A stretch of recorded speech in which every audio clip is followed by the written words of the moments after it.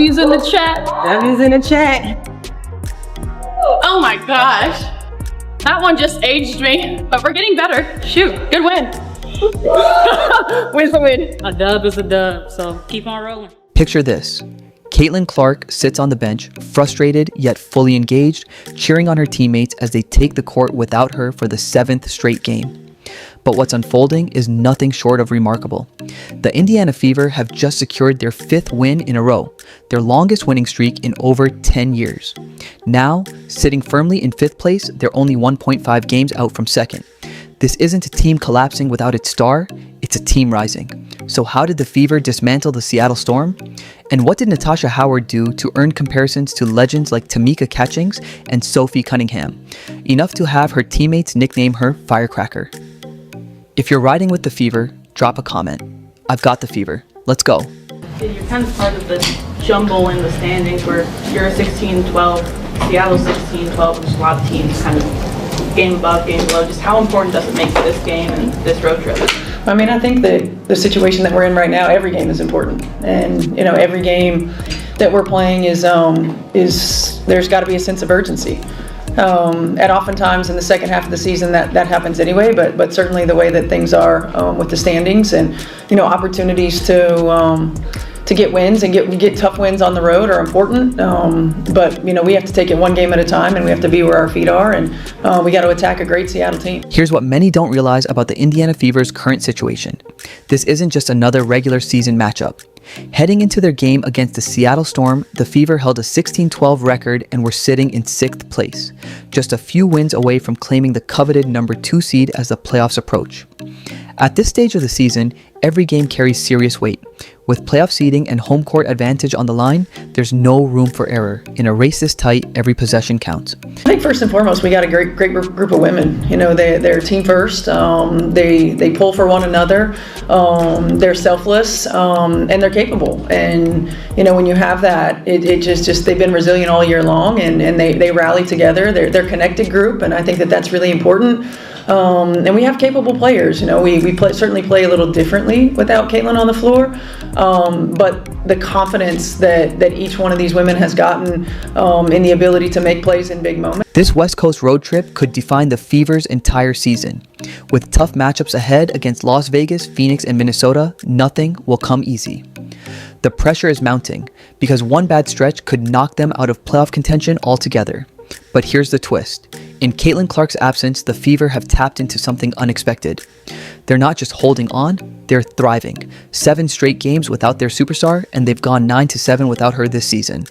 That's not what's supposed to happen when your best player is sidelined. Somehow, against all odds, the Fever are playing their best basketball in over a decade. Depth that we have, so that you really never can key on 1 or 2 players. We've got multiple players that can step up and have big games for us. I think it makes us more balanced on the offensive end, and the versatility that we have defensively has been big for us. And so, you know, I think this group's been resilient. They've come together. You know, they're playing really well together, and they play for each other, and you really can't discount how important that is when you're playing for the person beside you. The secret behind the Fever's recent success comes down to a lesson every championship caliber team eventually learns. When a star goes down, everyone else must rise. Head coach Stephanie White spoke about how the team's identity has evolved, from being Clark dependent to becoming a cohesive, unstoppable unit. Aaliyah Boston embraced the role of facilitator. Kelsey Mitchell stepped up with steady veteran leadership. Natasha Howard expanded her scoring responsibilities. Meanwhile, role players like Ari McDonald injected speed and playmaking at crucial moments, while Sophie Cunningham and Lexi Hall brought relentless energy and intensity. It's been a full team transformation, and it's working. Seattle Storm team's second best defensive rating in the league, but you've been able to find some shots and spots so far today. How have you been able to do that? Yeah, you know, they're heavy in the paint. We have great post players, and they have to cover them. Seattle's a great defensive team. They're long, they're athletic, but the weak side's wide open. So as long as we keep the ball popping, I think we're going to find nice shots. Coach Stephanie White has called Caitlin Clark's absence a blessing in disguise because it pushed every player to discover and embrace their role. With Clark sidelined, the Fever have shifted to a more balanced offensive approach, featuring sharper ball movement and greater defensive versatility. Now, they're a tougher team to scout because on any given night, someone new can beat you. Their 5-game winning streak is no fluke. It's proof this team has championship-level depth. And when Clark returns to this evolved lineup, they won't just be good, they'll be dangerous. Think about it. A team already winning without its best player, then adding that player back in, that's the blueprint for a title run. And it was one electrifying performance by a player who earned a nickname as bold as her impact that truly turned heads. You brought it up before, though, and to Noe there. Double overtime game and then a day game today. Cunningham again. Sophie Cunningham, 3 for 3 from deep. Mitchell and Boston would combine for that. You'd never think this would be the score. Cunningham again. Sophie Cunningham has tied her season high, 16 points. Come in with confidence, and she has certainly been that from... Sophie Cunningham just lit up Seattle like it was the 4th of July. But what makes her performance truly jaw-dropping goes beyond the box score. What most fans don't realize is that Cunningham entered this game as the league's hottest three-point shooter in July, quietly torching defenses from deep all month. But here's the kicker. She was doing it while carrying a massive emotional weight that would have broken most players. Under pressure, she didn't just perform, she exploded. And that's why her teammates now call her something that perfectly captures her spark: firecracker. Shows the growth that we've had as a team, because early in the season we were just so inconsistent, and if teams were to do that, we would normally lose those games. But it just shows that we're getting closer, we're trusting each other, and I think that's the biggest part, is trusting and knowing that we can win those games even if they go on runs. Against Seattle, the entire Fever roster, except Sophie Cunningham, went 0 for 7 from beyond the arc. Let that sink in. Every other player couldn't buy a three-pointer, and all the pressure fell on one shooter to keep the perimeter game alive. That's the kind of moment that exposes pretenders and reveals true mental toughness. Cunningham didn't just survive it, she owned it. She knocked down 4 triples, poured in a season-high 17 points, and logged 33 high-impact minutes. Her efficiency was staggering: 5 of 6 from the field, 4 of 5 from deep. On a night when nothing was falling for her teammates, Cunningham became the engine that powered the offense, and proved exactly why her nickname Firecracker fits. Here's Boston. Boston, good look inside. Howard lays it in. Nobody in the league at 6'4" or taller averages more assists than Aaliyah Boston. Well, you know, what happens off a deflection from a defensive player if it hits the rim? Shot clock still would reset. It doesn't have to be a shot. As Howard somehow spins that in, plus the foul. Her teammates knew they had just witnessed something special. After the game, Natasha Howard took to social media and dubbed Sophie Cunningham a firecracker, a nickname that couldn't be more fitting. Cunningham brings exactly what her team needs in the biggest moments: an explosive presence that sparks energy, momentum, and belief. When the lights are brightest and the pressure mounts, she doesn't flinch. She ignites. And that spark might just be what fuels the Fever's playoff run. Here's McDonald.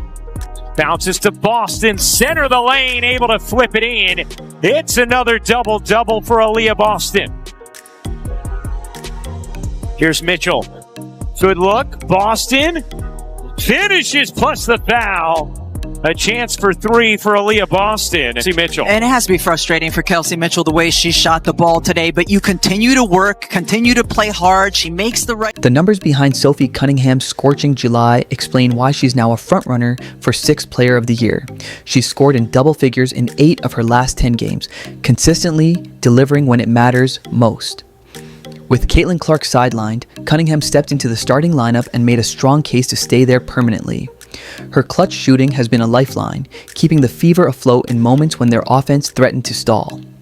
Aaliyah Boston credited Cunningham's presence on the perimeter for opening up lanes inside, while Kelsey Mitchell, despite a tough shooting night, praised Cunningham's leadership, saying, "She facilitated for us offensively down the stretch." This isn't just a hot streak, it's a breakout stretch that's redefining her role on a playoff-bound team. She's been huge for us. She's really been the key. She came into this league predominantly playing on the low block, getting a lot of post touches when she was in college and her rookie year. And then, last year, her first year with Caitlin, playing a lot in the two-man. And then this year, we're asking her to be a facilitator as well. A hub for us on the offensive end of the floor, while being more versatile on the defensive end than she probably has ever been. And she's just continued to step up to the challenge and grow and be better. She's really the rock of our team. It's been a season full of ups and downs here in Washington. So to put together a winning streak like this really speaks to how this team has come together. The Fever's leader reflected, "Seattle's a great team, truly elite, and it's always tough to play here. We knew they were hungry after a tough loss to LA, but for us, it's not about what other teams are doing. It's about our own standard and stacking the days. Mentally, as a team and individually, we're in a really good place right now. Moving forward won't be easy, but today we stayed true to our scout and trusted our offense." Kelsey's been having a phenomenal season, and even though she was a bit off tonight, she stepped up to facilitate the offense down the stretch. It shows that even if scoring isn't your thing every night, everyone still has something valuable to contribute.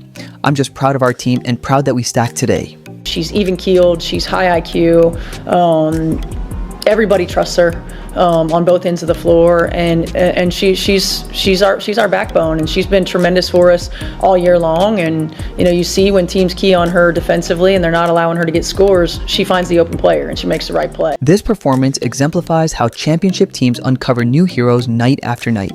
Sophie Cunningham proved that role players can rise to superstar status when the moment calls for it, earning recognition from teammates as an indispensable piece of the Fever's success. But while Cunningham was lighting up the scoreboard, another Fever quietly made franchise history. Aaliyah Boston accomplished something no player in Indiana Fever history had ever done before. She notched her 6th consecutive double-double against Seattle, putting up 16 points and 12 rebounds. More importantly, she broke Caitlinclark's previous franchise record of 5 straight double-doubles, surpassing the mark set by her superstar teammate. That milestone is not just a stat, it's a testament to Boston's growing legacy and the changing narrative of her career. A breather. Yes. Cunningham lays it in, going backdoor on Diggins. Well, what happens off a deflection from a defensive player if it hits the rim? Shot clock still would reset. It doesn't have to be a shot. As Howard somehow spins that in, plus the foul. You see her cutting through the lanes. Skylar Diggins is inside, so she's the one left to take the Howard cut. What a tough shot. Many doubted whether Aaliyah Boston could shoulder greater responsibilities without Caitlinclark orchestrating the offense.